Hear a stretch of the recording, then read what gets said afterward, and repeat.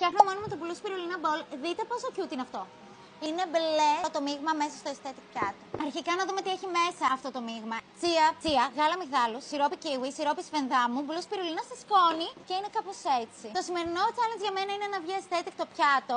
Let's go! Κοντινό. Τουλάχιστον έχουμε aesthetic bowl. Πάμε λίγο. Επίσης να πω ότι δεν έχω ξαναδοκιμάσει blue spirulina bowl, οπότε this is the first try. Τώρα πρέπει να ξεκινήσουμε την τοποθέτηση. Καρύδα, μπανάνες, blueberries, ανανά. Παίρνουμε την καρύδα και την τοποθετούμε γύρω-γύρω. Μπανάνες. Χρειάζεται πολύ συγκέντρωση. Πρέπει να νιώσω ότι κάνω χειρουργική στο πιάτο.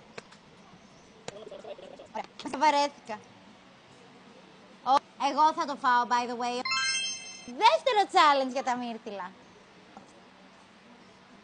Αυτά θέλω να είναι παντού στο πιάτο, για πιο ανέμελο. Μ' αρέσει να είναι ανέμελο το πιάτο μου.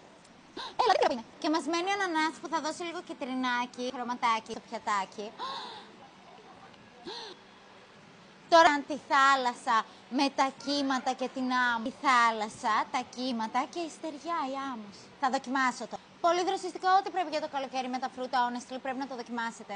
Κάντε follow για να δείτε να φτιάχνω περισσότερα bowls και γενικά συνταγές. Bye!